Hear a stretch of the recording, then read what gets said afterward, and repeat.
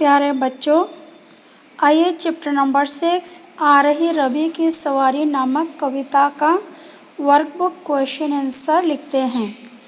Question number 1, कवि ने इन्हें किसके समान माना है? रवि, राजा, किरण, रथ, बादल, अनुचर, विहंग, चारण। अगला प्रश्न, दिए गए शब्दों का वाक्यों में प्रयोग कीजिए। सूर्य राजा अपने रथ पर सवार होकर आते हैं। किरणें, सूर्य की किरणें धरती को सुनहरे रंग में रंग देती हैं। कलियां, गुलाब की कलियां फूलदान में लगा दीजिए। बादल, अचानक काले बादल घिर आए। पंछी, वृक्षों पर बैठे पंछी गीत गा रहे हैं। तारे, दिन ढलते ही आकाश में तारे दिखाई देने लगते हैं।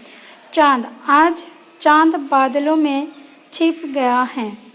बच्चों, ये मेक सेंटेंस है तो दूसरा सेंटेंस भी लिख सकते हैं। क्वेश्चन नंबर 3, आशय स्पष्ट कीजिए। छोड़कर मैदान भागी तारकों की फौज सारी। उत्तर, छोड़कर मैदान ... फौज सारी। बच्चों, यहाँ पूरा सेंटेंस ही लिखेंगे आप लोग।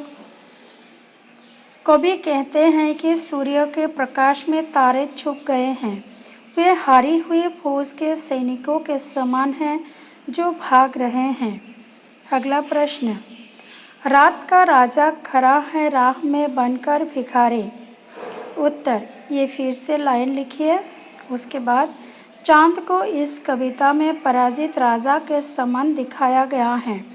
जिसके पास कुछ भी नहीं बचा, उसके तारे रूपी सैनिक भी छिप गए हैं। सूर्य उसे प्रकाश देगा तभी वो रात को फिर चमकेगा। वह सूर्य से प्रकाश की भिक्षा मांग रहा है।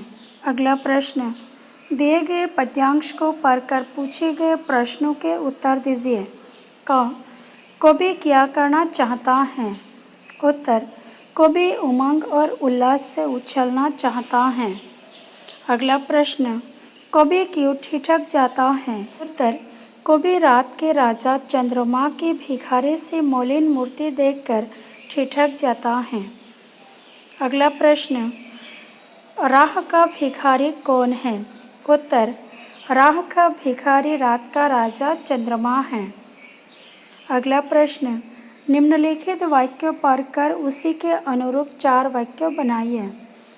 जैसे, सूरज समय प्रकाश देता है तो चांद शीतलता। बच्चों, इसमें मैंने कर दिया है, आप लोग लिखेंगे। क, अग्नि हमें ताप देती है तो पानी शीतलता। अहिंसा प्रेम है तो हिंसा घृणा। पहाड़ हमें नदियाँ देते हैं तो नदियाँ खुशहाली।